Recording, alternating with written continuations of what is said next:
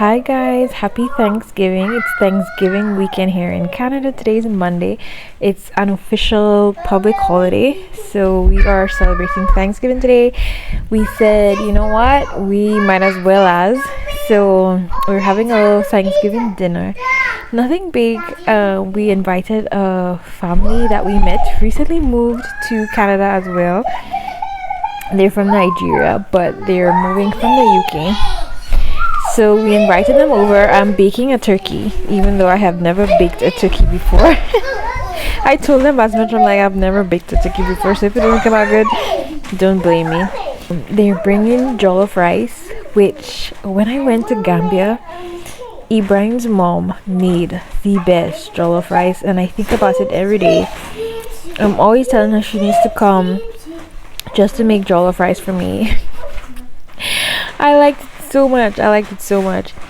So I'm really excited, although I hear there is like a little battle in the West African countries as to who makes the best jollof rice, whether it's jollof rice from Gambia or Sierra Leone or from Nigeria. So I don't know, I guess I'll be tasting Nigeria's jollof rice and we'll see how it compares to my memories of Sierra Leonean jollof rice. I'm really excited.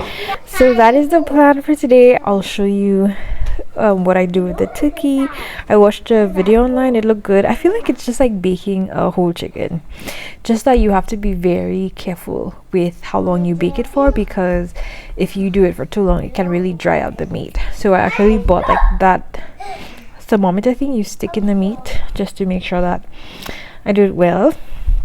I haven't vlogged in a while, so I've missed you guys. I feel like I haven't spoken to you guys in a little bit. I have been under the weather. I haven't been feeling the best, so I haven't vlogged in a while. I'm supposed to do that Q&A. I have not forgotten. It's just we haven't had a time to film, my husband and I. So I figured, you know what, I could probably do like a few questions in this vlog, because if we do all of the questions that you guys asked, you guys know my husband and I talk a lot, so it will be a long video. So I probably will try to pick out a few questions and do them in this vlog, and then we can do the rest a little later.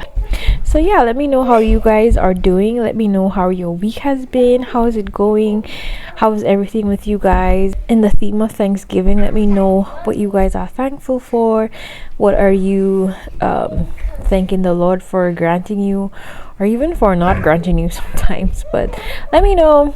As for me, I am just grateful for being here in Canada, celebrating our first Thanksgiving here in Canada. We have dreamed of being in Canada for a long time, and now that we're here, we're very thankful that we're here.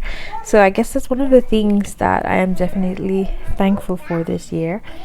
But anyways, enough chit chatting. Let me show you guys what's going on in the kitchen. So this is our Thanksgiving preparation stuff. First of all, let me show you these beautiful Dutch ovens I got from Costco. Guys, we went to Costco, was it Saturday? We went to Costco Saturday, and we went to get just a few things like bread, cheese, just a few things that I get at Costco. And they had these pots at the entrance. They're Dutch ovens, meaning that the material is cast iron, but it has an enamel layer over it. And I love Dutch ovens. I think they're very versatile. You can bake with them, you can cook with them. The temperature is usually very even. It does a really good job cooking. I bought one on Amazon for Prime Day in July, I believe, but I returned it after a couple of weeks because it just was not very good quality. The food got stuck to it quite a bit. I returned it, and I've been on the lookout, and they've been hard to find. They're expensive. I've been looking on Facebook Marketplace. I haven't found any. They're just as expensive as new ones. I've never seen a Dutch oven in a thrift store. So I saw these at Costco, and I was like, babe, we need to get them. And then I don't know, we didn't get them on Saturday. I dreamt about them Saturday night when I woke up on Sunday, and I was like, babe, we're going back to Costco to get these pants because they're absolutely beautiful. It's a set of two. This one is 6 quart and this one is 4 quart. They're like 80 Canadian dollars, whereas I bought a 6 quart for $80 on sale. So I feel like that's a really good quality. They feel very good. I haven't cooked with them yet, so I can't say for sure how good they are, but they're beautiful. They're absolutely beautiful. They had blue ones, and surprise surprise, I didn't take the blue one because the white one just looked too beautiful, so I got the white one instead, and I love them.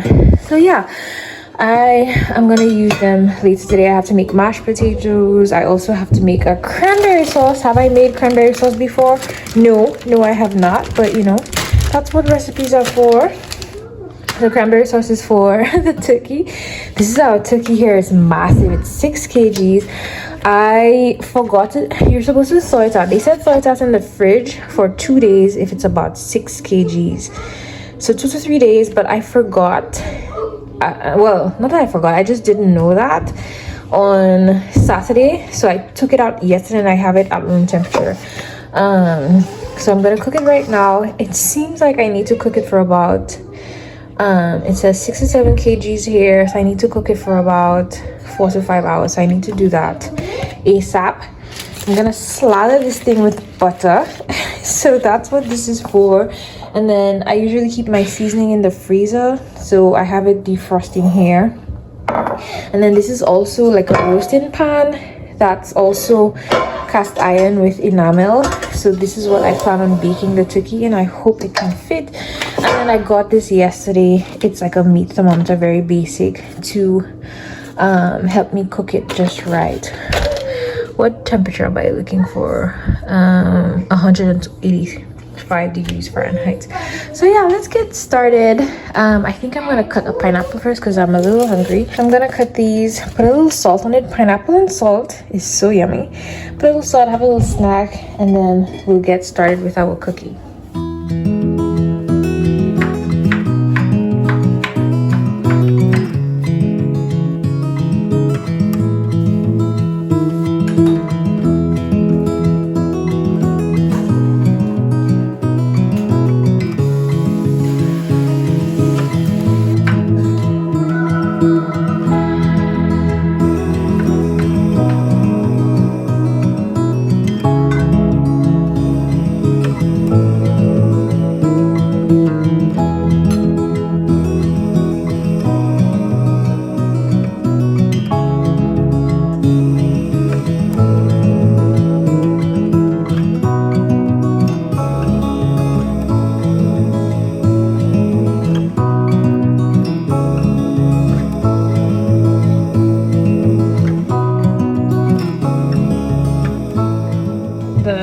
Recipe that I found called for a dash of, it said a pinch of salt and a pinch of cinnamon, but you know, we Caribbean girls cannot just do cinnamon. I feel like there are lots of things that would go nicely with that. So I'm also gonna add some allspice. I'm gonna add a little bit of nutmeg, a little bit of cinnamon, and bay leaf, of course.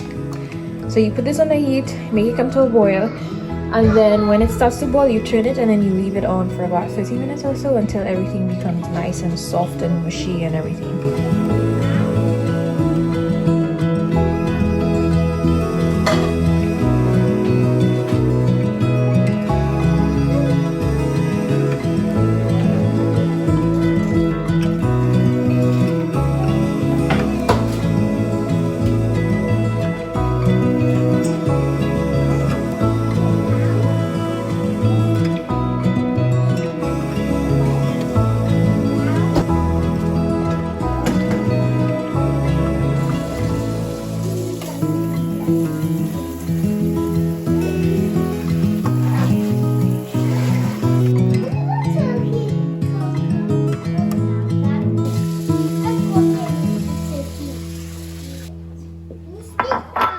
My plan for this turkey is exactly what I do for a whole chicken.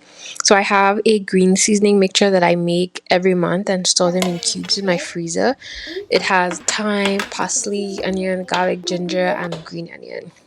I'm going to mix it with some butter, and that will be for under the skin of the turkey. It's to add some fat since turkey is very lean, and that's what can make it very dry when it's overcooked. So after that, I'm gonna mix a bunch of dry seasoning. I think I used paprika, salt, black pepper, a poultry mixture, and some cumin, I think. So I pat dry the chicken so the skin is nice and crispy when it bakes, and I stuff the inside with onion and carrot. I would have added celery if I had some, but I didn't. So after that, I try to separate the skin from the meat as much as I can without tearing it, although I did a little bit. After that, I put a little oil on top, rub the seasoning mixture all over it, cover it with foil, and cook for several hours until desired temperature.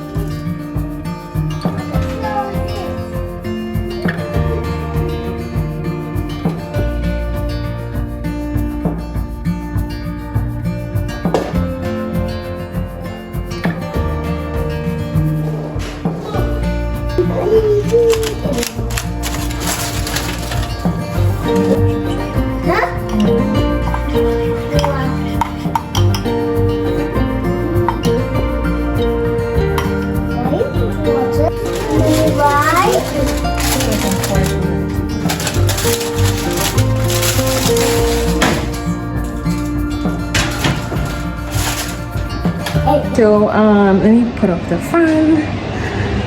All right, so this is where we're at. The turkey is in. I've taken it out twice already. I have a timer going so that every 45 minutes I baste the turkey. It still has like 3 hours to go, but right now I am off to do like the chicken and mashed potatoes, making like my version of onion stew from things I've noticed from observing my mother-in-law when I was in Gambia. So I just fried like the chicken just to brown it. I used to do like a little browning, but I noticed like she really browned it, so I try that right now. And then I just chopped a whole bunch of onion. I'm still gonna do these two, maybe add a little more, and then I'm gonna saute these, have them melt down, then add the chicken, and then add some peppers. I'm not sure if I'm gonna add tomato or not. I'm not sure. I'm gonna call my mother-in-law and ask her if she puts tomatoes in hers. Okay, and then I'm gonna peel and dice these so that I can make some mashed potatoes. So I'm gonna do that now, and then hubby's home.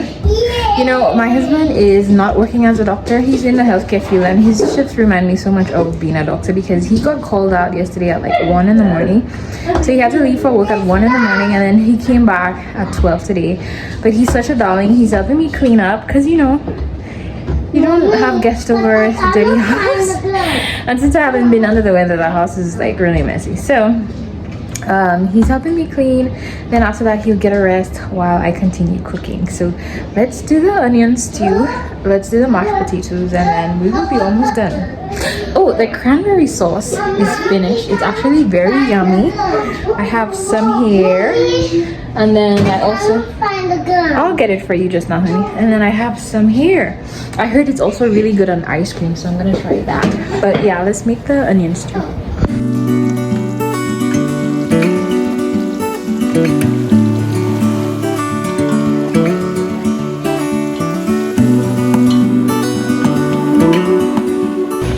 The chef has spoken. Oh, it's time for me to baste the chicken.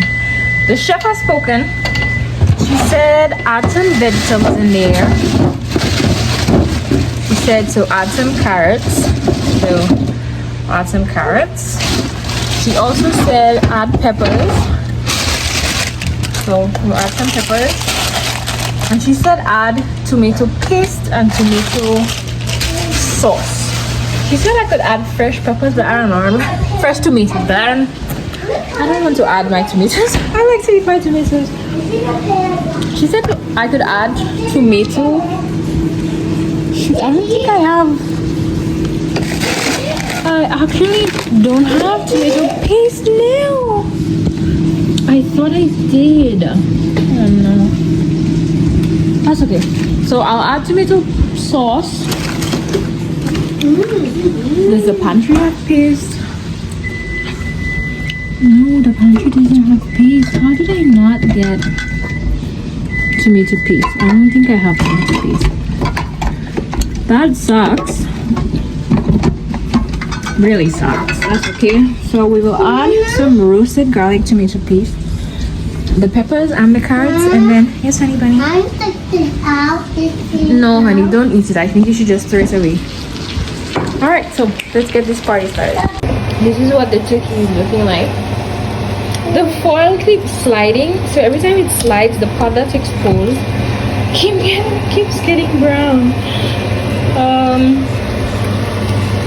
Anyways, so I'm just gonna, I need 2 hands for this, but I'm just gonna scoop out the sauce right here and just pour it at the top here, and then put it back in and stop my timer again for 45 minutes.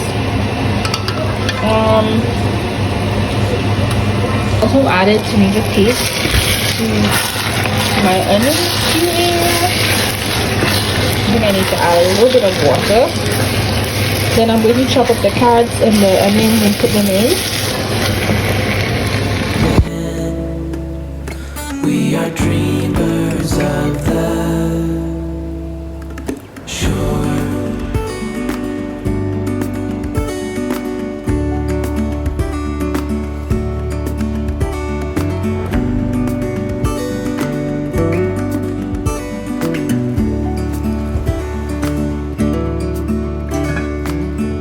So it's much later. I am pretty much done. Mashed potatoes are done. I just sliced up some tomatoes. I have some corn in the microwave that I'm gonna cut up as well. The onion soup is done. It smells good. It looks good. I think it has a little too much water, but it tastes good, so I'm fine with that. I have to transfer it because it started burning here, so I transferred it to another pot. And then the turkey, I am just about to check the temperature to see how far. I think they said 165. So let's see.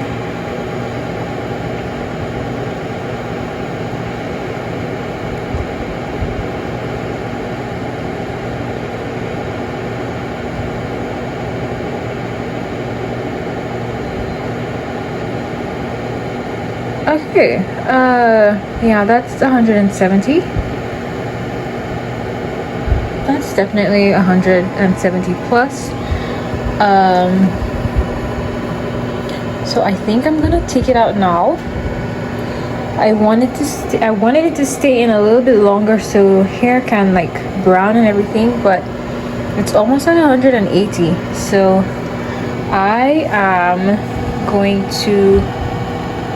Yeah, look at that. No. Whoa. Okay, so the thigh, the drumstick looks like it's overdone. This part here looks like it's overdone too. So I am gonna leave it out. Actually, I thought it would have needed another hour. So I'm just gonna leave it. I think you're supposed to let it stand for about 30 minutes or so.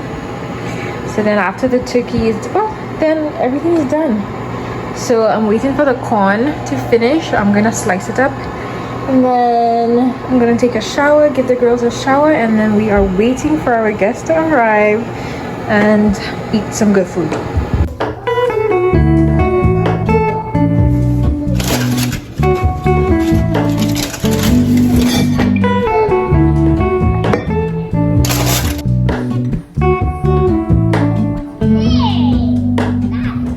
Hello, Ramona. Alright guys, so to answer some of your questions, as I promised, I started editing this video and it's really long already. So I'm just gonna do one or two that were directed specifically to me, and my husband and I were gonna film the rest of the questions either tomorrow or in a couple of days, and so that should be the next video after this one. So stay tuned for that. So the question that was asked specifically for me is, where do you see yourself, Linnell, in the next few years? What is the future like for you in Canada with career, etc.? That is a loaded question for me, at least. Currently, I am not working. I have not been looking for a job. Before we came to Canada, my idea was that I really want to pursue homeschooling. I enjoy being home with the girls. I wanted a break. I think I was really burnt out. And so the plan was always for me to stay home. But it has also been something that I have been praying about, seeking direction, asking the Lord, which way He would have me go or what I should do. And I want a mix of the two of them. I want to have like a level of security in the sense that you never know what can happen if anything happens to my husband. I want to be able to hop back into the working world and be able to provide for our family, but I also don't want to be on that rat race grind where I'm working 24/7 and my kids are in a before school program and after school program. That's not the life that I envision for us, and with both of us being doctors, it's a hard balance to maintain, and we know because we did it for quite a few years. So the plan when we came was for me to stay home, but we have been introduced to some great people who are Caribbean, some who studied in Cuba as well. They're doctors here and they are practicing because when we before we left, we always left with the idea that it may not be possible for us to practice medicine here because we were told of how difficult it is to get into residency and to practice medicine and all of that. So we always said, if we don't practice clinical medicine here, that's fine, we're okay with that. We can pursue other things like masters, other things. But since coming here, and we've spoken to so many people, it just seems so much more doable than we had originally thought, that it's very much possible to get into clinical practice, especially family medicine, and then in family medicine you could probably do a subspecialty. So we are seeing and we are being told that it's a lot easier than we first anticipated to get into clinical practice. And also I have also realized through speaking with other female practitioners that it is, especially if we do family medicine, like the schedule is very flexible. I know somebody who's working once a week. She has 2 jobs, but one of her jobs allows her to work once a week. I went to a doctor the other day and she works Monday to Thursday. She doesn't have any appointments for the afternoon. It seems like she just works in the morning until her kids are in school, and that's it. All that to say, it seems like my dream of being able to practice and being able to be home with my kids is possible in a way that I did not anticipate. And so the plan for now is to pursue clinical practice and then take it from there. Pursuing clinical practice though is another ball game.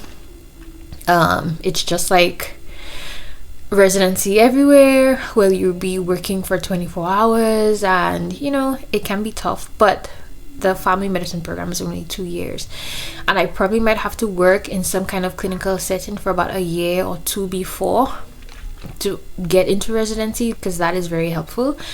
And so right now we're thinking that I'm thinking that I can sacrifice 4 years, 3 years of my homeschooling journey, I don't know, and pursue that. And then when I am a family physician, if I still desire to do that, then I can, I don't know, pull them out of school or whatever. Or we're also thinking of seeing if I can work but then manage to still homeschool.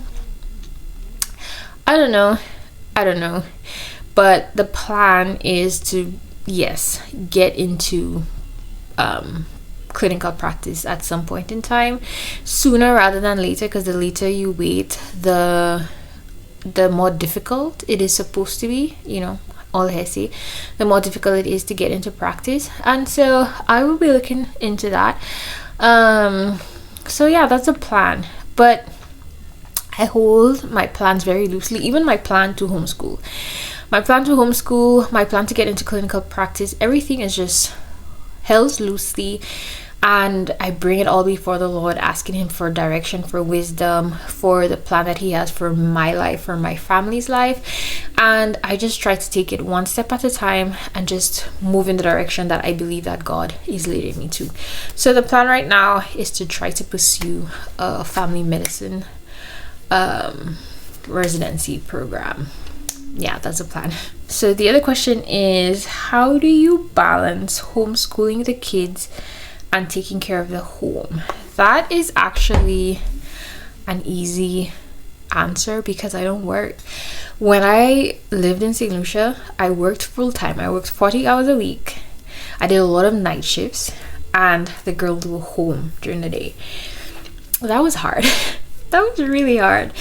But I knew it was only going to be for a while because we knew we were moving at some point in time. So I really wanted to do it. I really wanted to keep the girls home, and so I did it. I worked at night and the girls were home with me during the day. It was hard and a lot of things were left undone, but one of the things that did help me, and one of the things that does help me now that I am homeschooling and like taking care of the house, is that I have like a set of routines that I have worked on over the years that I keep, and they just make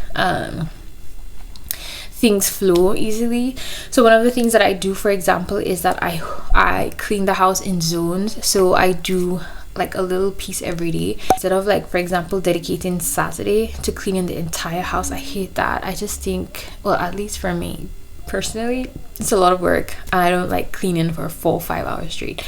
So what I do is Mondays I clean the kitchen, Tuesdays I clean the bathroom, Wednesdays I clean like the bedrooms, and Thursdays I clean like the living room area downstairs, and Fridays is left for anything that I didn't have time to get done during the week. And then I also mop on Fridays, and so that leaves me with Saturday and Sunday to rest. On Sundays I don't do any house chores. The only thing I do is probably cook a quick lunch in the morning, and a lot of the times I try to do that on Saturdays. So Sunday is like a complete rest day for me. I don't do any house chores. I don't do any cleaning. So I try to balance it so that I spread it out, so that I do a little bit every day. The other thing is that I also get the kids to help, which right now is more work for me than anything, but I do strongly believe that it's gonna pay off in the long run. So they have their little chores that they have to do before we start school, and we have a little bit of a routine. So we wake up in the morning. Maybe I can do like a video of our little routine. I've been meaning to do one of those hopefully soon. But like, we wake up in the morning, we have breakfast, and then we do like some chores, and they help me clean the house. So if I'm cleaning the kitchen area, they have their little rags and they spray and they clean. You know, they're not really cleaning, but I'm hoping to form like a base so that when they're older, they would know how to clean a bathroom, know how to clean a kitchen, because our motto is that mommy's not a slave and household chores are for everybody takes part in that, the kids included. And so I try to teach them that the house that we have is a blessing, and we take care of our blessings by taking care of the home, keeping it neat and tidy. And so I involve them. So for example, one of the chores that I don't have to do is unload the dishwasher. I've taught them how to unload the dishwasher. I made sure that the plates that where we put the cups and plates and everything are right next to the dishwasher. It's at child level, and so every morning they unload the dishwasher. That's a task that I don't have to do. Currently I'm teaching them how to sort and fold their own laundry, so eventually that's something I would have to do. And then as they get older, you know, they'll be doing a lot more, which serves them, because they are adults in training, and I strongly believe that they need to learn how to do all of those things. So because that's what I'm doing, I'm training my kids to be adults sometime in the future. So I think that it helps them, and then it also helps me. So in terms of how I balance homeschooling and taking care of the home, I just have a little bit of a routine where I do one area of the house in the morning, and then that's it, and then we do our homeschool. Also, a homeschooling for us right now, my kids are 3 and 4, is not time consuming. Bella can complete both a math and an English lesson in 30 minutes if she's diligent. You know, sometimes they want to play a lot, but if she's diligent, she can complete it in 30 minutes. And Katie, she's 3, we're just doing lessons and numbers. We do school in like 15 minutes, so in an hour or less we can get school done. So it's not like it's taking up the whole day. If you're homeschooling like kids that are older and you're doing like history, geography and science and all of those things, I'm sure it'll take a longer time and require more of you. But then at the same time, I feel like if you have older kids, then they're also able to do a little more of the house chores. So homeschooling and taking care of the house for me personally is not hard because I'm not working, but if you throw a job in there, I think that would be hard. And then the other question is, will you consider registering the girls at a public school in Canada, or better still, how is the public education system in Canada? I don't know. I have no clue what the public education system like is in Canada. Currently my girls are home with me. They've never been to a daycare, they've never been to a preschool, and I don't know when I will be enrolling them. Will I consider it? Yes, I would consider it, because I am planning on eventually working and doing a residency program. During that time, I might put them in school, although best believe I'm gonna try to work around it. I don't know how. I'm gonna be praying that God provides a way. We'll see. But if it's, I'm not like against public school or anything. I just really like the idea of homeschooling and all of that it entails and everything. I really like it. So if I could continue homeschooling, I would love that, and I would definitely look into a way to continue doing that while I'm working, even if it means getting help or something like that. But if not, and then I have to put them in school, then that will be what happens. So no, I don't know anything about the public school system in Canada. I don't even have too many friends that are in the public school to say that I can pull from their experiences. I just have no clue. And then the other questions that this same person asked, how to manage finances living on one income and stuff, I think that we can do that with my husband. So here are some of the questions we'll be answering when I sit down with my husband. I have here, how do you manage in terms of finances living on one income? What do you think the monthly average income has to be for a family to live sustainably in Alberta? We'll also answer how we secured our house before moving and how long it took to get a PR card. We'll also answer why we chose Alberta over the other provinces and how did we source housing. That's a repeated question. Somebody asked, as doctors, do you think it's a good idea to go to Canada to study a master's in public health? we'll answer that. Somebody asked a nice question about us in terms of like, how did we meet, how long did we marry, how did we know each other was the one, what was the main focus in the beginning, what's the main focus today. So, and somebody asked why Edmonton. So these questions will be answered in the upcoming Q&A video. But thank you guys so much for watching. Hope you enjoyed, and I'll catch you guys in the next one. Don't forget to like and hit that subscribe button. I'll see you in the next one. Bye.